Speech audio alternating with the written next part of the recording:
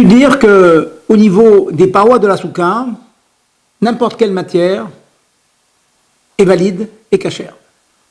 Cependant, le Shulchan Aruch nous dit Lo Shapir Avde, il n'est pas bien de faire des parois avec des bâches. Les bâches, bien sûr, même tendues, ont toujours un risque, avec des vents forts, de bouger. Et cela peut, dans certains cas, invalider la soukha. Donc on évitera de faire des parois avec des bâches. Parfois, ceci est indispensable. Pour fermer une soukha, on est obligé de tendre des bâches. Auquel cas, il y a une procédure pour éviter d'invalider la soukha. Cela peut paraître curieux, mais on pourrait cachériser une soukha qui serait entourée comme ça de bâches de la manière suivante.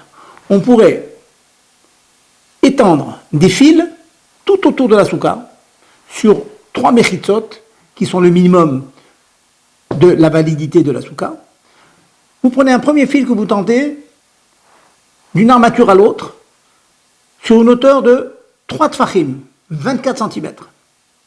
Vous prenez une seconde ficelle, une seconde corde, que vous tendez 24 cm plus haut à 48 cm. Vous en prenez une troisième qui sera tendue à 72 cm.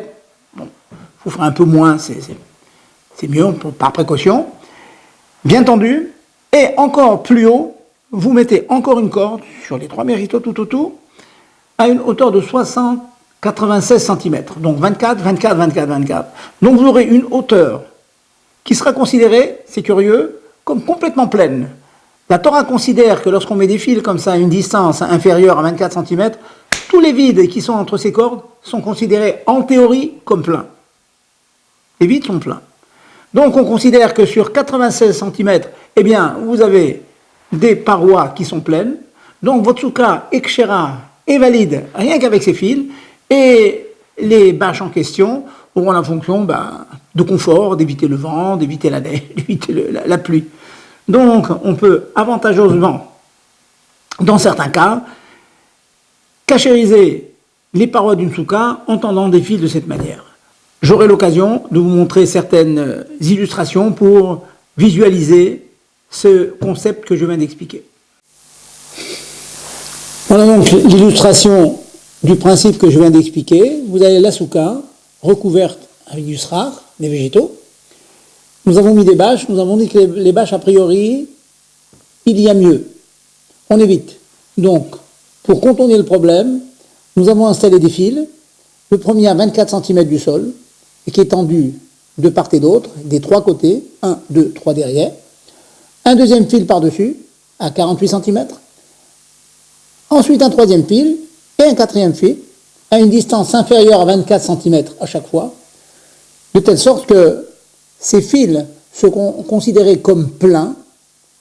Nous apprenons ça de halakha les Moshe Misinaï. Ce sont des halakhot que Hachem a transmises à Moshe de manière orale. Et donc ceci est plein, et cela comble le problème, résout le problème des bâches qui pourraient bouger et invalider la soukha.